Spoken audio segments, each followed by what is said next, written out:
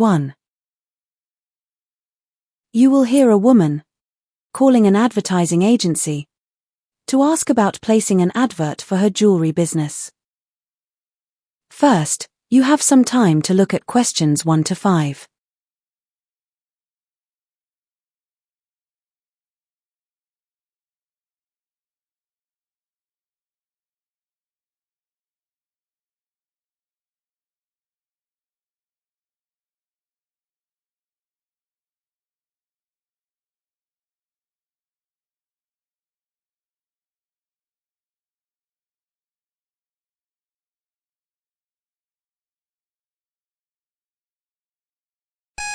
Now listen and answer questions 1 to 5.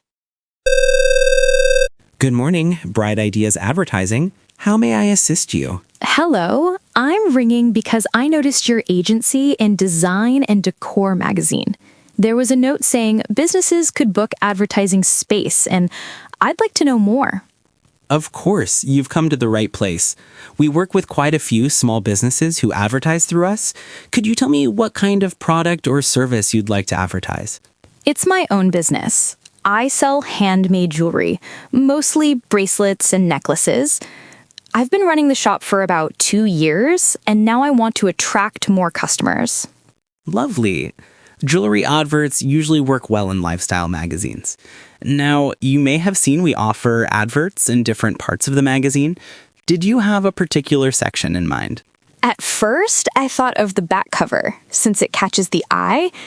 But when I looked at the rates, I realized that's quite expensive. I'd rather appear in the lifestyle section in the middle pages instead. Yes, the middle pages are popular, especially with readers who enjoy browsing carefully. And would you prefer a black and white ad or full color? Color, definitely. Jewelry doesn't stand out well in black and white. It loses all the sparkle. Understood. Let's talk about size. We can do quarter page, half page, or full page. I was tempted by a full page at first, but I checked my budget. A half page is more realistic for me. A half page in color, placed in the lifestyle section. Perfect. Now, about pricing, a single issue is £350, but if you run it for 3 months in a row, the price drops to £300 per issue. Oh, I thought the discount only applied to black and white ads. That's better than I expected. No, in that case, I'll book the 3-month plan. Very good. Just to confirm, that'll be a color half page for 3 consecutive months. Before you hear the rest of the conversation, you have some time to look at questions 6 to 10.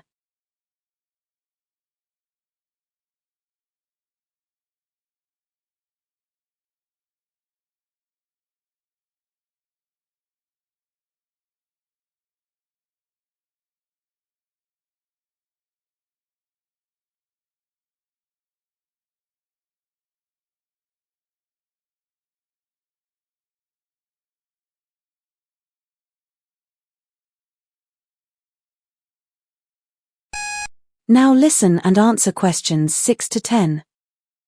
Now for layout. Do you want us to design the advertisement for you, or will you provide a ready-made file? I'll need help with that. I can supply photos of my products, but I'd like your designers to arrange the layout. No problem. We'll also include a short caption or slogan. Do you already have one in mind? I've been using elegance in every thread. Some customers told me it's memorable, so I'll stick with that. Excellent choice. Short and catchy. Now, when would you like the first advertisement to appear? Well, not next month. I'll be away at a trade fair and won't be able to check proofs. Can we start from the July issue instead? Certainly. July issue it is. One last detail. Would you like your website link added to the advertisement? Yes, please. I think most people shop online nowadays.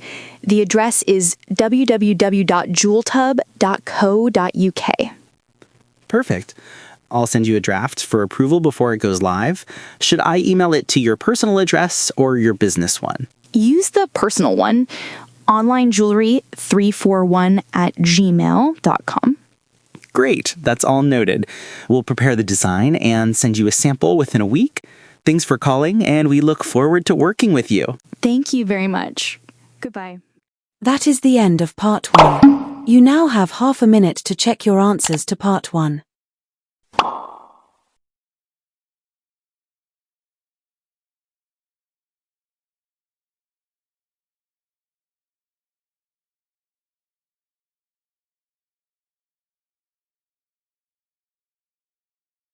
Part 2.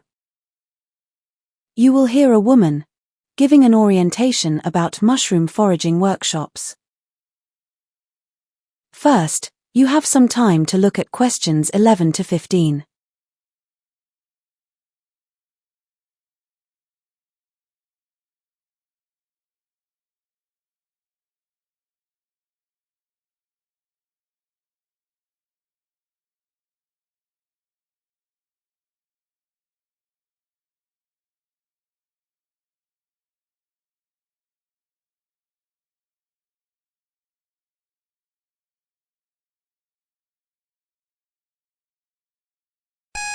Now listen and answer questions 11 to 15.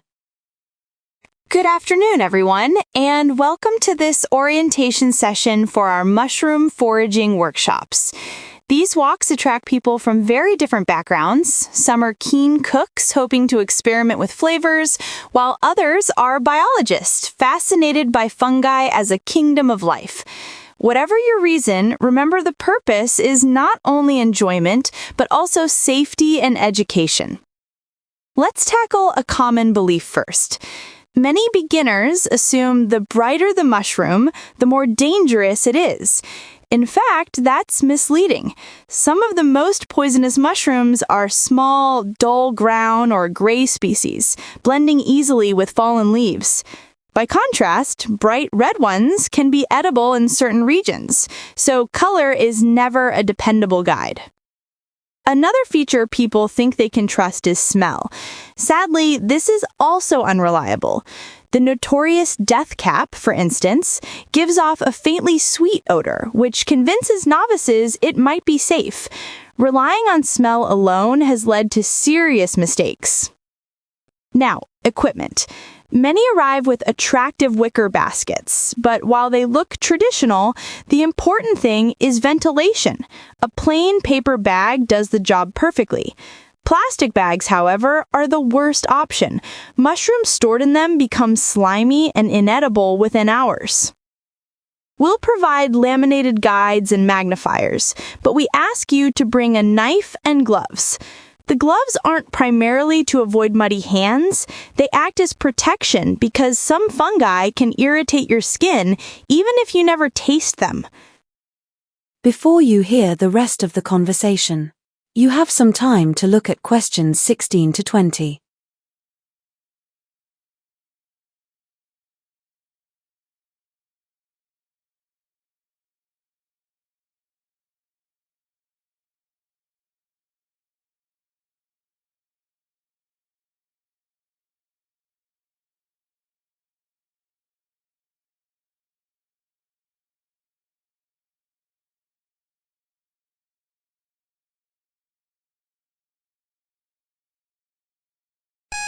Now listen and answer questions 16 to 20. Now, let's move to participation rules. We ask that volunteers commit to at least one guided walk every fortnight. That's our minimum standard to ensure continuity. Of course, you're welcome to join weekly, but once every 2 weeks keeps the program viable. Habitat is another important clue. People often assume location doesn't matter, yet mushrooms growing under pine or other conifer trees or habitat are much more likely to be harmful compared to those beneath oaks or beeches. I should also mention the myth about animal consumption. You'll sometimes hear, if a rabbit eats it, it must be safe. Completely wrong. Rabbits and deer digest compounds that are fatal to humans. Never copy their behavior as a test. A practical point, children. We welcome participants aged 12 and above, but only if they're accompanied by a parent or guardian. It's partly for safety, but also because the walks cover several kilometers, which younger children would find exhausting. Finally, one species deserves special warning, the death cap. It's responsible for more fatalities in Europe than any other fungus. Its pale appearance makes it look edible, and to make matters worse, its taste is not unpleasant. That combination, ordinary look and harmless flavor, makes it exceptionally deceptive. That is the end of Part 2. You now have half a minute to check your answers to Part 2.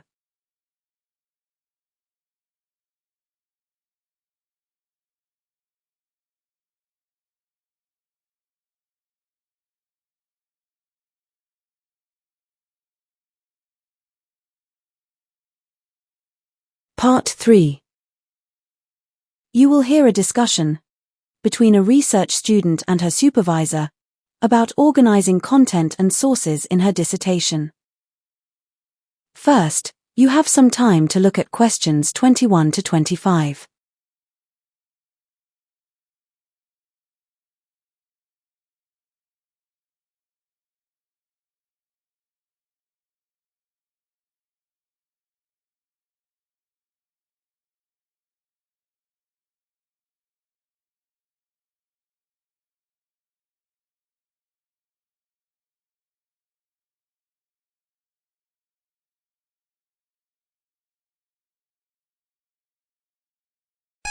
Now listen and answer questions 21 to 25.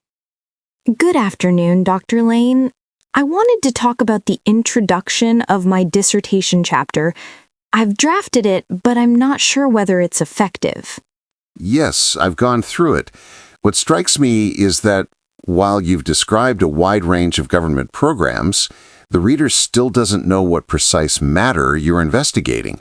There's a lot of description, but the underlying problem you're addressing isn't clearly brought to the surface. So I've given too much background without making my focus obvious? Exactly. It's better to spotlight the issue of weakening community ties early on. That way the reader won't get lost in the details. Understood. I also used the term social capital quite a few times. Do I need to explain it? Definitely. Many people assume it refers to wealth or assets, which isn't the way we use it in sociology. Unless you set out your definition clearly, readers could misinterpret it. That makes sense. I included some survey results from 3 villages as well. Surveys can be helpful, but they often produce very shallow responses. People sometimes just tick boxes without much reflection, which means the data may lack depth. So you should mention that limitation. I see. I'm also worried that studying only 3 villages looks too narrow. You don't need to apologize for that. It's a case study approach. But do acknowledge the scale so examiners don't think you've ignored it. As long as you show awareness, it won't be seen as a flaw. All right. I also gathered interview material. I thought about including whole transcripts, but wasn't sure. Whole transcripts would overwhelm the reader. Better to extract short, telling quotes that illustrate your arguments. That way you balance evidence with readability. Good point. Before you hear the rest of the conversation, you have some time to look at questions 26 to 30.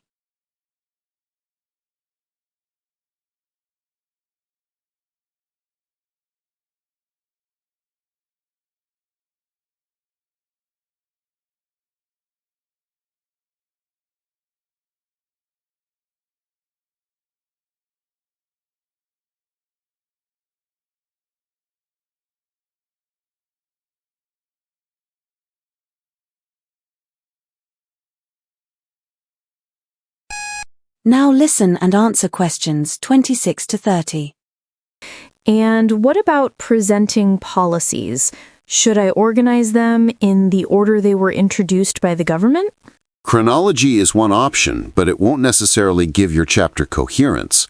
A stronger approach is to arrange them by theme. Say, group education initiatives together, then healthcare, and so on. That shows analytical thinking. I see. I also tried to make the text more engaging with graphs and visuals. Graphs can be useful, but too many look decorative rather than meaningful. 1 or 2 clear diagrams that convey your point are far more persuasive than a whole set of colorful charts. I'll trim them down. What about the conclusion? It should emphasize your study's originality. What contribution are you making that others haven't? That's what examiners look for. That's really helpful. I also cited a couple of online blogs. Do you think that's acceptable? Replace them with references from peer-reviewed journals. Blogs are fine for casual reading, but academically they don't carry authority. Got it. So if I make these changes, do you think my chapter will be strong enough? If you follow through, it will read as a much more polished and persuasive piece of research.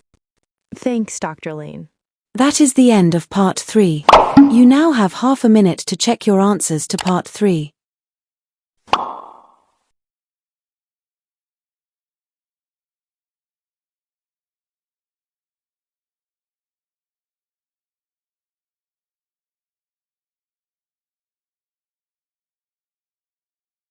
Part 4.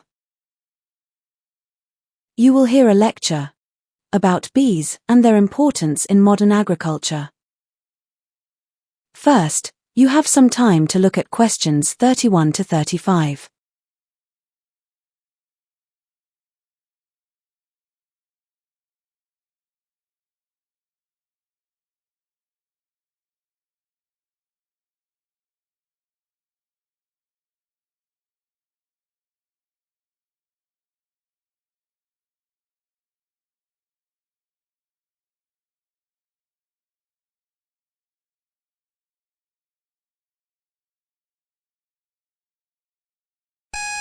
Now listen and answer questions 31 to 35.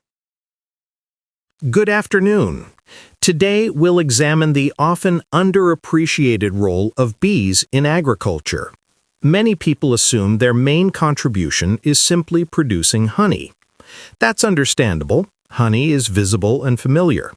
But our focus today is on pollination and how it supports crop productivity. Pollination involves the transfer of pollen between flowers, which is essential for fruit and seed formation.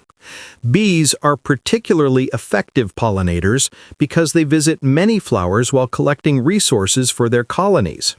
They pick up pollen on fine hairs and unintentionally deposit it as they move. Economists quantified the benefit of this service not by honey sales, but by the way pollination increases harvests. In other words, by its contribution to agricultural output.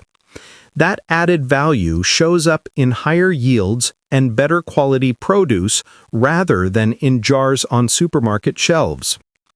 When natural pollinators decline, people sometimes resort to hand pollination. In some provinces, this means workers using brushes to move pollen between blooms, a process that is time-consuming, costly, and notably less accurate than what bees do naturally. Scientists have a term for the worrying, large-scale disappearance of bees: colony collapse disorder. It is a complex phenomenon linked to multiple stressors. Before you hear the rest of the conversation, you have some time to look at questions 36 to 40.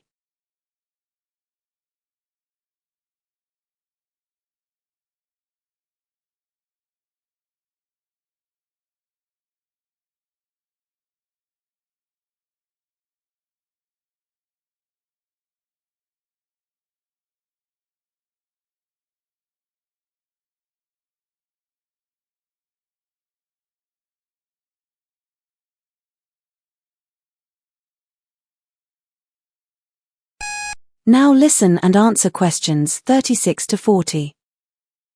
So what sets bees apart from other pollinators like flies or birds? While many animals accidentally spread pollen, bees collect pollen on purpose as food for the hive.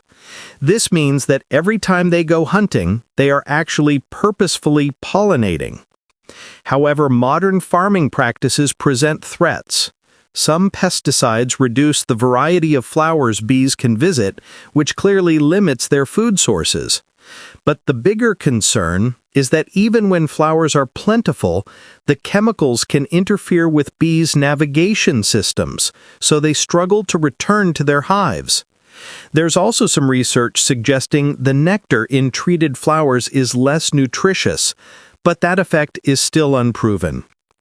Climate change adds another challenge.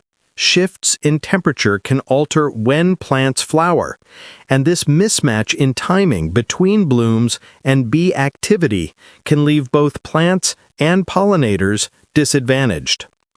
Conservation measures are being trialed. One effective, low-cost approach is putting wildflower strips along field margins so that bees have a continuous supply of nectar and pollen throughout the season. Looking ahead, scientists argue that securing pollination services won't come from a single fix. While robotic pollinators and other tech are being explored, the best long-term strategy is combining technology with ecological solutions, using innovation alongside habitat protection. To summarize, bees are central not because of honey alone, but because of the crucial multifaceted service they provide in sustaining food production. That concludes the lecture. That is the end of part 4.